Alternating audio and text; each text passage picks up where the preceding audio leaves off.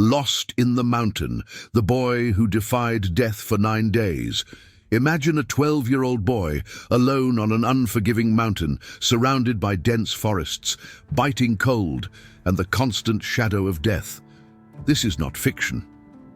In 1939, Donn Fendler disappeared in the woods of Maine, USA, and what seemed like a tragedy waiting to happen turned into one of the most incredible survival stories ever recorded.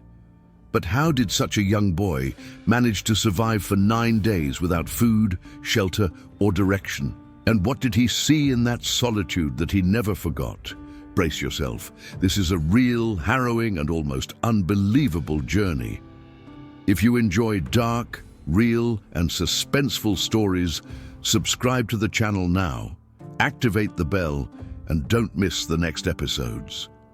On the morning of July 17, 1939, 12-year-old Donn Fendler set out with his father and friends to climb Mount Katahdin in Maine. The day was cold and foggy, but nothing suggested anything would go wrong. As they hiked, Donn pulled ahead of the group, believing he would soon reach the summit alone. It was at that moment that the fog closed over the mountain, and within minutes, the boy was completely lost. There were no familiar voices around him, only the sound of the wind and the immense forest engulfing him. What was supposed to be an adventure became a nightmare of deadly proportions. When he realized he was alone, Donn tried to remain calm. He believed he could simply keep going and find his father and friends. But the fog was so thick that each step seemed to take him deeper into the mountain rather than guide him back. The boy began to scream for help, but only the echo returned his own voice, mixed with the piercing whistle of the wind. Fear set in. He was in a wilderness, surrounded by cliffs, icy rivers, and animals he didn't know. At 12 years old, with only light clothing, Donn was beginning to understand the gravity of the situation. He wasn't just lost. He was trapped in a hostile immensity that seemed to want to devour him. Night was approaching, and the Maine cold was unforgiving. Darkness fell over the mountain like a suffocating weight. Donn, without a proper coat, felt every gust of wind pierce his bones. The forest, once majestic, now seemed like a living maze, with shadows that shifted with every glance. He remembered the Boy Scout instructions he had heard so many times. Follow the water. It always leads somewhere. With that thought in mind, he decided to walk until he found a stream. But the mountain night wasn't just cold, it was terrifying. Every snap of a twig sounded like an invisible predator. Alone, surrounded by silence, interrupted only by wild sounds, the 12-year-old boy understood he would have to fight something much greater than hunger or cold, the very panic that threatened to overwhelm him. By dawn, Donn was exhausted. He had spent the night wrapped in damp leaves and twigs, trying to protect himself from the icy wind biting at his skin. His muscles trembled with cold, and hunger was beginning to bite. Still, the boy summoned his courage and pressed on, descending the slope until he found a small stream. The water was icy, but he drank desperately, feeling a temporary relief. Following the current, he hoped it would lead him to some house, a road, or a sign of civilization. But the forest seemed endless, and with each step, hope wavered between faith and despair. His sense of time was beginning to fade, and Donn no longer knew if he would find someone, or if he would be just another body forgotten in the mountains. The days dragged on, and each hour felt like an eternity. Donn no longer had the same energy as he had the first morning. His legs were scratched by thorns, his feet blistered, and his skin scarred by insect bites. Still, his survival instinct kept him going. He followed the stream with determination, believing that at some point he would find a larger river, perhaps even a village. But the forest seemed to mock him. Ever closer trees, mud, slippery rocks, and the constant fear of wild animals. The loneliness was overwhelming.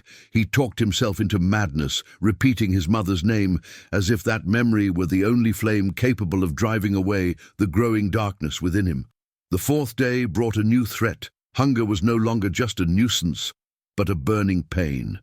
Donn looked at every plant, every fallen leaf, wondering if he could eat something from there without dying of poisoning.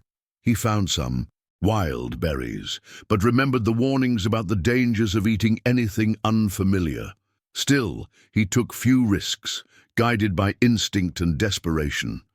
At night, the cold seemed even more brutal. The boy tried to wrap himself in moss and leaves, seeking even the slightest bit of warmth. Sleep came in short bursts, interrupted by an empty stomach and the fear of never waking again. The silence of the forest was no longer just frightening. It was an enemy that made him feel forgotten by the world. The 5th day was a turning point. Donn was already extremely weak, his body covered in scratches, his clothes torn, and his feet raw. His stomach ached so much that he chewed leaves just to stave off hunger, then spit them out. His mind began to play tricks on him. He saw shadows among the trees, heard voices that weren't there. Desperation pushed him forward, but it was the memory of his family that kept his fire burning. He remembered his mother's face and imagined how she must be, suffering, waiting for news. This image kept him from lying down and giving up. Each step, however hesitant, was an act of resistance. The mountain seemed to want to defeat him, but the boy clung to the impossible. Survival. The 6th day brought a struggle not just against hunger or the cold, but against his own mind. Donn was already so weak that his thoughts were beginning to jumble. Sometimes he thought he heard footsteps behind him, as if someone were following him in the darkness. At other times, he thought he saw his father's silhouette among the trees, only to realize it was a twisted trunk. Loneliness pushed him to a dangerous limit, giving up. But whenever the thought of lying down and never getting up again arose, he closed his eyes and saw his mother's face, waiting for him at home. This memory was like an invisible rope pulling him back to reality. Donn knew. If he stopped, there would be no going back. By the 7th day, Donn's body had been reduced to its limit. He no longer felt hunger, only a profound weakness that made him stagger with every step. His feet were bleeding, and his skin was covered in bruises and scratches. The boy had thought the mountain had won. But then, amid the dense forest, he spotted something that rekindled his hope: human footprints. At first, he believed them to be mere illusions of a weary mind. But as he followed them, he realized they were real. The discovery gave him new strength, as if fate had given him one last chance. Even without knowing where those footprints would lead him, Donn decided to follow them, clinging to the idea that perhaps he wasn't as alone as he thought. The 8th day began, like all the others. Cold, hunger, and almost unbearable exhaustion. But something was changing beyond Donn's endurance. As he struggled to follow the footprints he'd found, hundreds of people were already scouring the region in search of him. Helicopters, horse patrols, and even local Boy Scouts had mobilized, fanning out.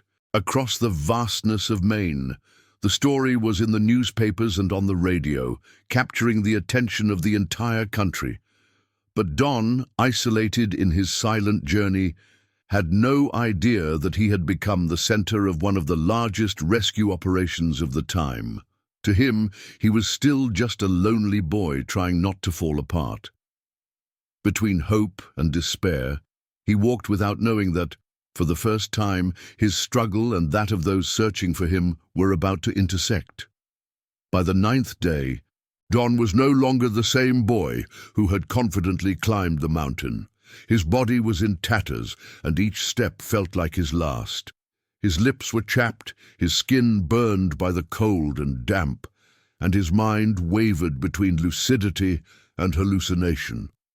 It was in this state that he spotted in the distance something different from the wild scenery: a small, abandoned hunter's cabin. To any healthy adult, it would have been just a rustic shelter. To Donn, it was like a miraculous apparition. He staggered in, found some old tarps, and huddled there, seeking some minimal warmth. There was no food, but there was the feeling of shelter, and that gave him a glimmer of hope. Meanwhile, search parties were just a few miles away, unaware that the boy was still breathing. On the 10th day, the improbable happened. Donn, now more a spectre of himself than a boy, could barely stand. His vision blurred, and each breath was a desperate effort. Following the instinct not to stop, he stumbled back, into the stream, and then he heard something different. Voices. For a moment, he thought they were more hallucinations, but soon he made out the clear sounds of men calling.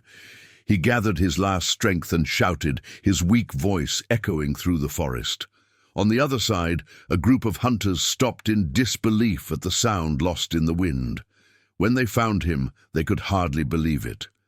Before them stood a skeletal boy, dehydrated but alive.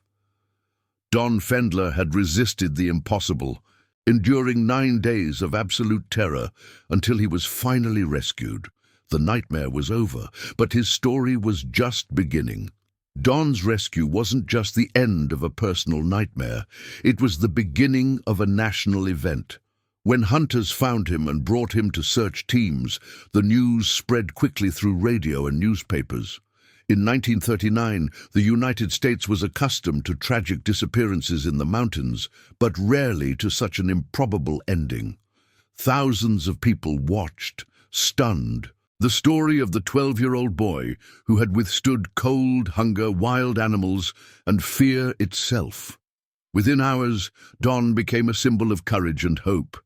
In the hospital, weakened, he received visits from reporters and authorities, still unable to fully grasp the scale of his survival. The entire nation saw in him a miracle in the flesh. Shortly after his rescue, Donn Fendler's story went beyond the local event and became a cultural landmark in the United States. At just 12 years old, he saw his experience recorded in a book, Lost on a Mountain in Maine, co-written with journalist Joseph B. Egan and published in 1939. The work became required reading in Maine schools and was reprinted numerous times over the decades. The raw first-person account captivated because it wasn't fiction, but the testimony of a child who faced his own death in the woods and prevailed. The impact didn't stop there. The story was adapted for radio programs and lectures, and years later inspired a documentary and even a film. Donn's name became synonymous with resilience and courage in the face of the uncontrollable. Throughout his life, he dedicated himself to sharing his testimony, giving talks to young scouts and students, always reminding them that faith, courage, and the will to live were his invisible weapons against the mountain. To this day, in Maine, his story is remembered as part of the local identity, transforming the lost boy into an eternal symbol of survival. After surviving the episode that forever scarred him, Donn Fendler grew up in the shadow and also in the light of that experience. He became a public figure at a young age, but unlike many who would seek fame, he chose to lead a simple life, balancing notoriety with normalcy. As an adult, Donn served in the military during World War II and later worked as a civilian in the military. He married, had children, and raised a family, but he was always remembered as the boy who survived on the mountain. The trauma of that week lost in the Maine woods never faded, but Donn learned to transform it into purpose. For decades, he visited schools and Boy Scout groups, telling his survival story. He always reinforced the importance of faith, perseverance, and calm in the face of fear, lessons he had learned at age 12 under extreme conditions. Even in his old age, he continued to be invited to local events and celebrations, where his presence was welcomed as a symbol of hope. Until his final days, Donnie maintained his humble demeanor.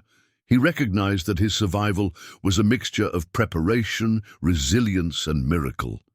In Maine, his name lives on not only as a memory, but as part of the state's cultural identity. A reminder that even in the darkest circumstances, the will to live can prevail. And so, Donn Fendler's story lives on not only as a tale of survival, but as a reminder that courage can be born in the darkest moments. A 12-year-old boy faced cold, hunger, loneliness, and absolute fear, and returned to tell the tale, inspiring generations to this day. Stories like this make us reflect: how far would we go to survive? And above all, what keeps us going when all seems lost? If you want to continue immersing yourself in true stories of suspense, mystery, and human resilience, subscribe to the channel now, activate the bell, and share this video. Your interaction helps keep these stories alive that the world cannot forget. Because on the border between life and death, there is always a lesson that transforms us.